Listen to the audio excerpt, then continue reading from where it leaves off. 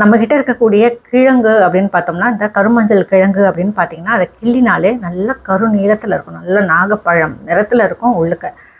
அதுதான் வந்து கருமஞ்சள் அப்படின்னு சொல்றது. இது வந்து நிறைய பூஜைகள்ல பயன்படுத்துவாங்க. நிறைய மருத்துவ குணங்கள் நிறைஞ்சது. இதை முறையா மருத்துவத்துக்கு பயன்படுத்தும் போதும் நல்ல ஆற்றல்கள் நமக்கு கிடைக்கும் அப்படின்றது ஒரு உண்மை.